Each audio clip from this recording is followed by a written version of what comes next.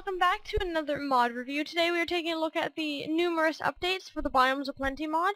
It has taken me a very long time to get this video up and ready to record, so please, hopefully that works out. So, if you haven't seen the Minecraft installation video for Minecraft Forge for 1.6, please go check it out.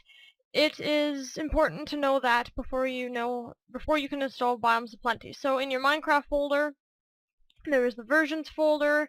We've gone through all the Minecraft Forge stuff, making the mod folder, and then to install Biomes of Plenty, you just stick it in your mod section. So here it is, Biomes of Plenty. So there is a new update for Biomes of Plenty that adds a new height variation for mountain ranges, etc. It does screw up your pre-existing world, so you can only use that update if you're using new worlds. If you use that update with your old world, you're probably going to end up with mountains in places where mountains really shouldn't be, which could possibly include right in the middle of your little build area. So I would suggest not using it until you've made new maps, or maybe there's a way to convert the old ones. So, I'm just going to go into Minecraft here. I'm using Magic Launcher because that is the only way to install Optifine without a whole lot of programming nonsense. So while that's loading, we will wait a moment. Alright, so we're going to go into the Biomes of Plenty map. Alright, so here we are, folks, in the Biomes of Plenty review.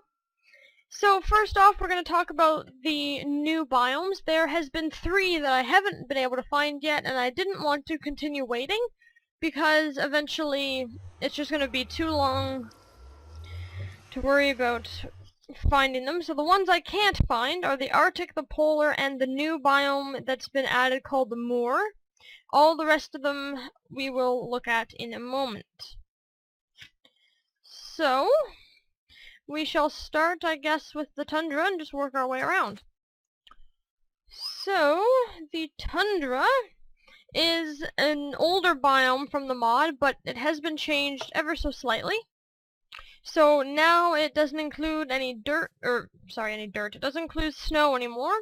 It's more just some rocky projections, some dead foliage, trees, few water pockets, and it's very hilly, and the grass is kind of this dead green color.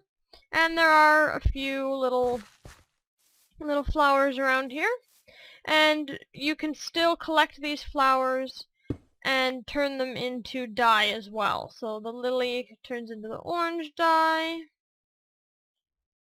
Let's get this green one here. And the orchid turns into lime green dye, etc. So all that is still functioning. So let me go back to the base camp here. And we'll go to the next one.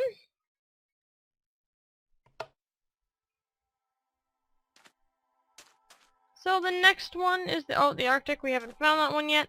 The next one is the Badlands. It's been also changed. Before it used to be just a lot of dead gunk, where now it's actually a lot of colored clay and hardened clay, so you'll need a pickaxe to retrieve all of this. And then it's also kind of dictated by some deep canyons and lots of other clay and stone and gravel. So that's pretty much the Badlands.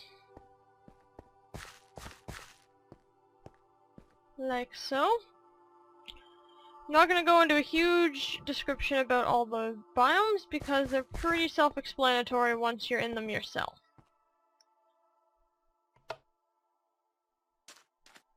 So the next one is the bog.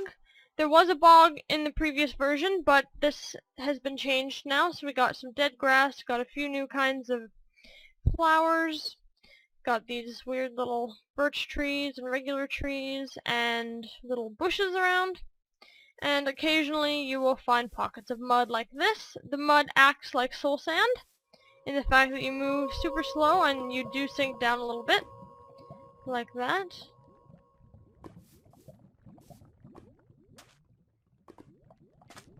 And then there is also a new item that's been added to the mod called algae, which is this stuff here.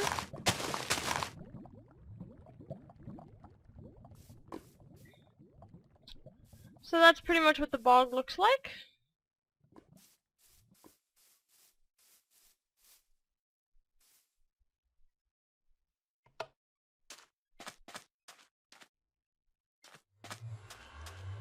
The next one is the brushland. This one was also previously in the mod, but it has also been changed. So we have the addition of thorns, a few different kinds of plants, and the trees are just taller in this particular bushland than in previous versions of the mod. Again, moving on to the canyon, which is a new one that's been added. It's all just dirt, got a few trees, lots of kind of ground cover bushes here. Not very many plants. I actually think this is supposed to be a kind of rock. And occasionally you will find some kind of cliffy areas like this. So that's the canyon. Oh, and there's also the red mesa rock as well in here. So I kind of like the look of the canyon. It's very, very nice. Oops.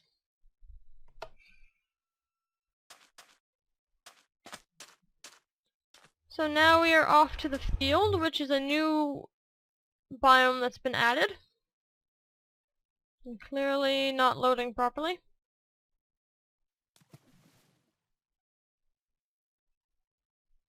It took me to the middle of nowhere.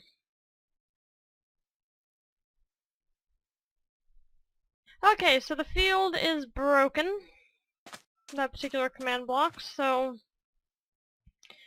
probably going to have to rewrite this one, so just let me find where I have my...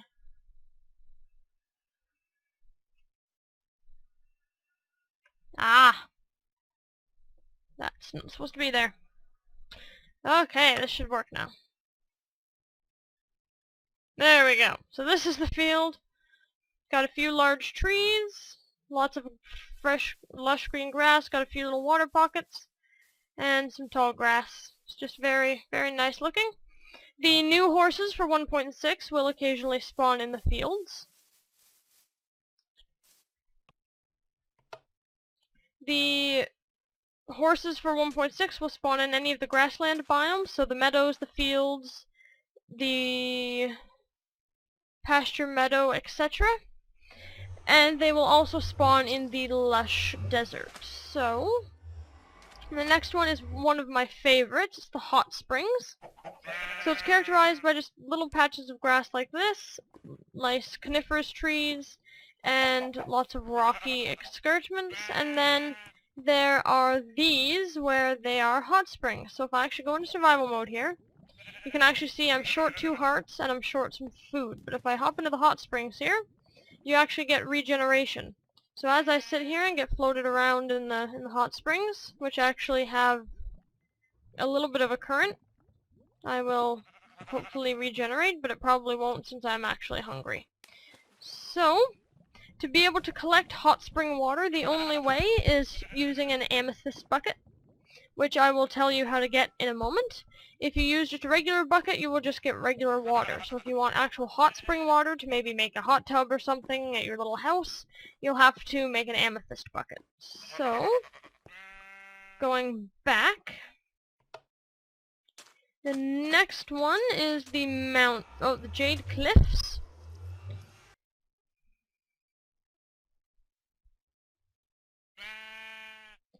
They're just very green. You get a little bit different coloring in the sky for this one, and obviously there's going to be some cliffs.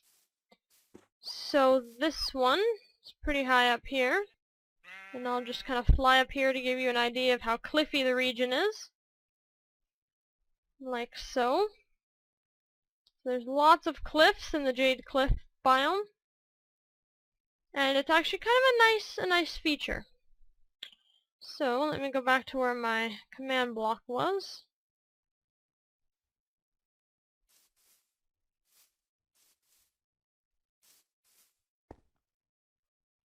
And we'll move on to the next one, which is the mountain. We have to skip over the moor because I haven't been able to find it.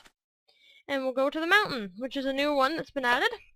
And it's just similar to the Jade Cliffs, just not quite so many trees, and just characterized by lots of dirt and lots of hills. And there's also a new flower right here. So in survival mode, I believe these flowers will give you either white dye or light gray dye. I don't quite remember. So, going back to my command block, wherever it is.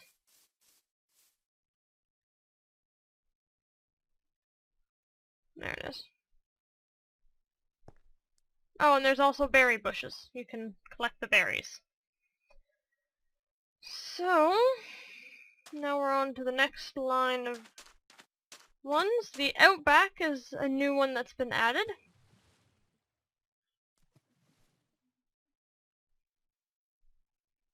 Get out of the... This isn't the Outback.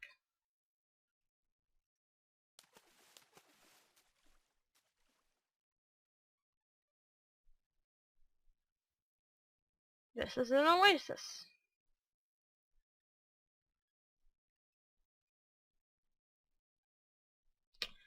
Okay. I should have bug tested all of this previously. There we go. The oasis is also very nice, but it's not the Outback. So...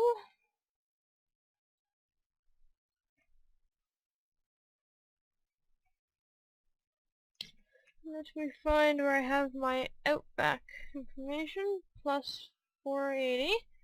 68.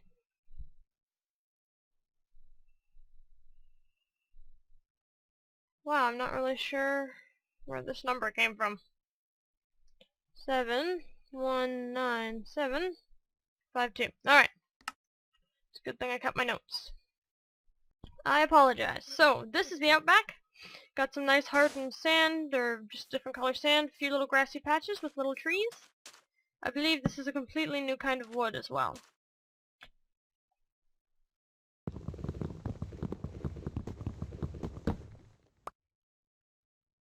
Oh, it's just the acacia wood that is with the acacia trees. So, this is pretty much what the Outback looks like. There'll be a few little rocky escarpments as well, like right there. The next one on the list is the Sludge Pit. Not the most attractive sounding one, but it's characterized by lots of dead brush, black flowers, kind of these fairly large trees, along with some dead trees, lots of mud, and this really gross looking water. And there's also collections of algae in certain places as well, like right here. A little collection of algae. So all in all, kind of a gross looking biome, kind of swampy.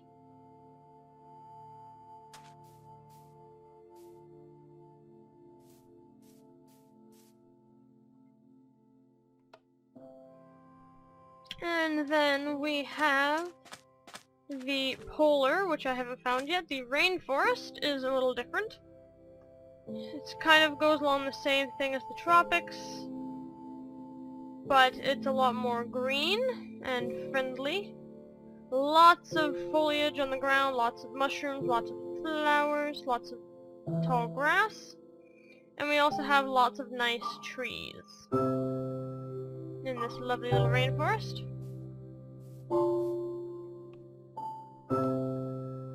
And then finally, oh, we have three more, sorry. We have the shield, which is kind of supposed to look like the Canadian shield. Lots of little rocky escarpments, some water, tall grass, and the occasional tree, and some wildflowers.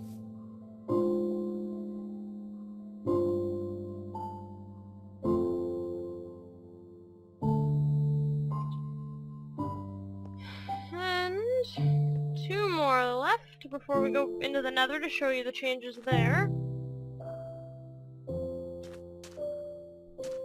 have the timber, which is similar to the shield.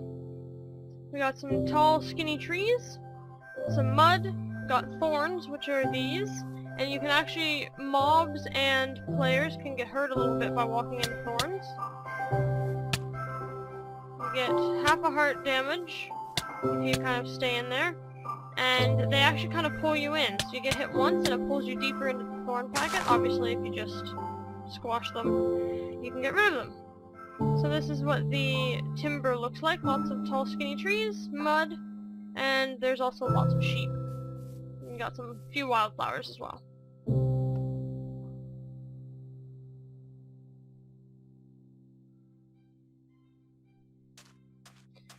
And finally, we have the pasture meadow, which is a little bit different. It can be found in the middle of the pasture. So this over here is the pasture with all the barley and the yellow grass. And the pasture meadow is this one. You get a few little stalks of barley, you have lots of sunflowers, which can be harvested for sunflower seeds, lots of other wildflowers, as well as green grass, and a few small little trees. So those are all the new biomes that have been added. And let me go... The Deadlands have been changed. I wanted to look at that first as well. So the Deadlands before were kind of boring. These ones actually require a lot more agility to cross them. So I'm standing on ash right now, which acts like soul sand and mud. So it does slow you down a little bit versus being on regular grass. So there's lots of lava pits around, a little bit of stone, lots of kind of bellowing ash, and lots of little fires. On any mode above easy, there will be lots of little herds of creepers slinking around. The new thing is the fire grass, which is this. These here, you can kind of see little flames coming out of them occasionally. If you step on them, you will catch fire. And obviously, just looking out along the Deadlands, you can see all of them just kind of floating around in the ash. So you have to watch out if you're going to be crossing the Deadlands now. Before you just kind of had to watch out for lava pits, where now you have to watch out for the fire grass. So, there are a few more biomes that have been added to the Nether, which totally changes the way the Nether appears. So we're going to go into the Nether. And my portal actually happened to spawn above a lava lake. So I've built this, so we'll just use our teleporting mod to teleport to where I have the biome stuff set up. So we will start with the Inferno. So this is the Inferno. Got nether wart all over the place, got these weird little trees, got lava pillars around, and that's pretty much all the Inferno is.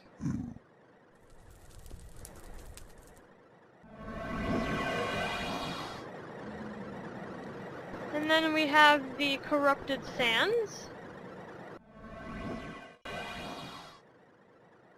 When it decides to load, which is a lot of soul sand in one particular area. And it can also be classified with these little bone towers. And there's also lots of little vines around, so if I go over here you can see these vines hanging down from the netherrack.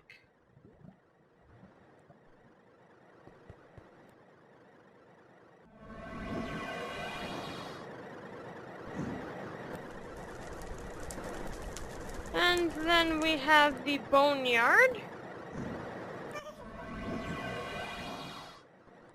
which is an area of netherrack just with these bone towers that you can actually harvest in survival mode, which I'm a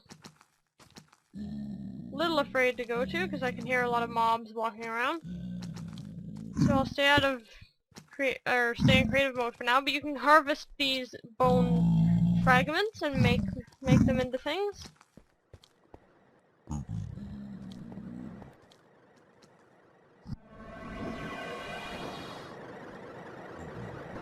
And then finally we have the Undergarden, which probably adds a nice little feature to to the nether.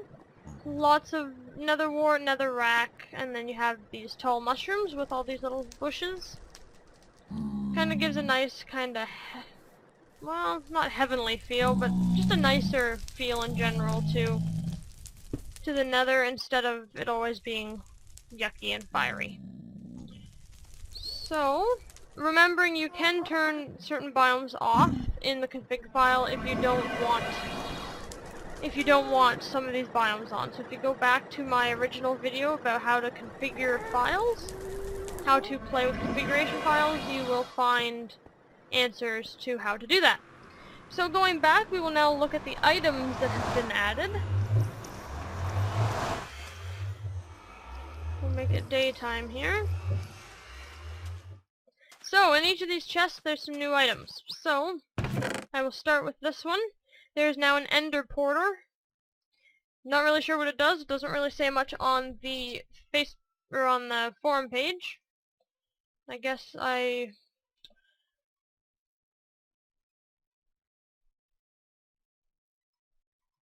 ender portal is made like this with a block of amethyst in the middle. That's how you make the ender porter. There are also a bunch of other items that have been added that I'm not really sure what they do, like this one, and the altar frame, and there's also a celestial lens. Forum page doesn't really say much. We will talk about that in a moment. There's a few different kinds of food that have been added now. There's berries, there's honey, there's sunflower seeds, brown sugar, honey, potion of honey, honey bread, as well as pollen and stamen. And the roaster and the jungle spider are still in the mod. You can also, using the wildflowers that you find, you can also make flower bands. So I'm just going to take this one. I'm going to go into my thing here, put it on my head, and actually if I get rid of that, it's going to look a lot nicer. So you can wear these little flower bands on your head, like that.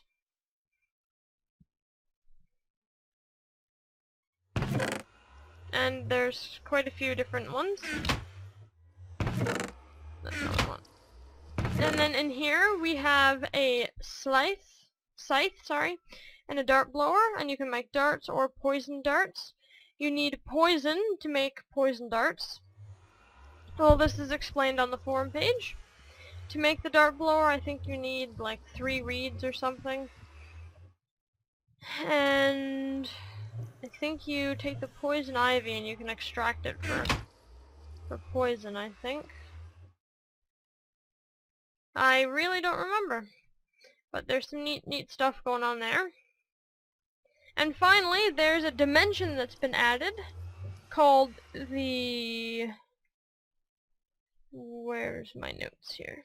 Called the Promised Land, and you need an ancient staff to summon a portal. So to build your ancient staff, that was this chest here that we hadn't talked about yet.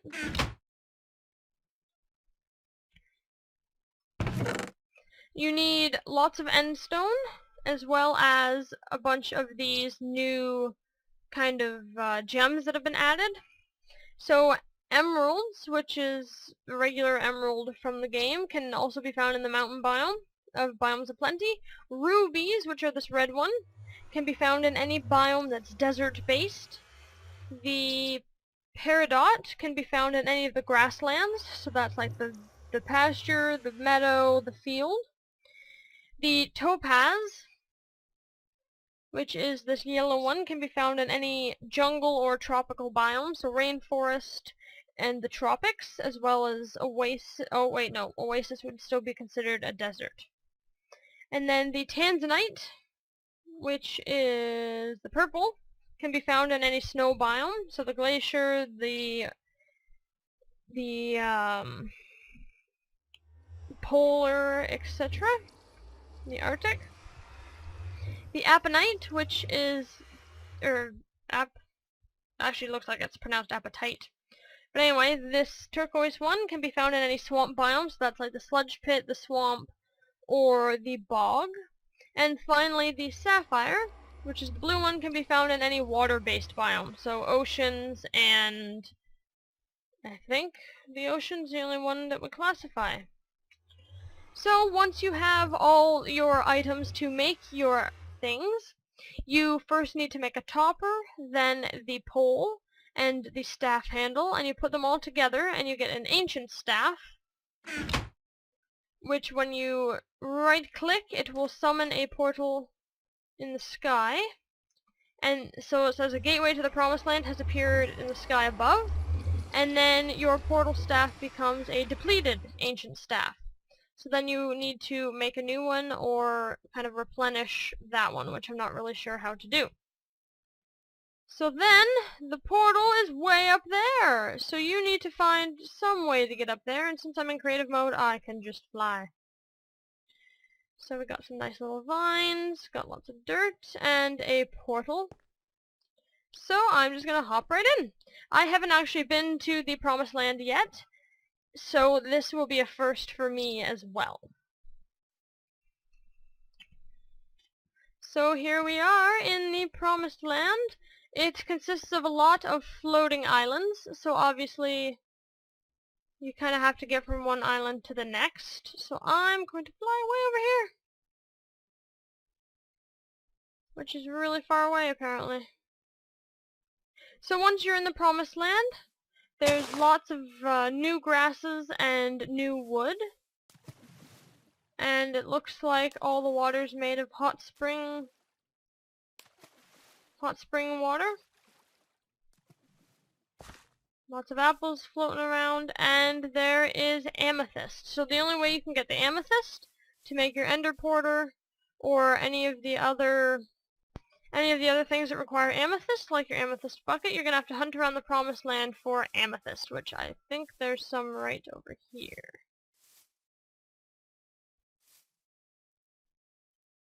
So let me get a diamond pickaxe here. Switch into survival mode.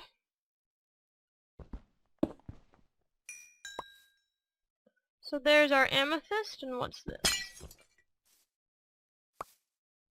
Oh, okay, that's where you get your celestial shards. This is from this blue glowstone. So that is all the updates. It's a really nice little dimension, if I must say so myself. That is all the updates for Biomes Aplenty. For further information on other crafting recipes that I haven't discussed, you can go to the forum page, which will be in the description below. And I hope you guys enjoyed this very detailed tutorial.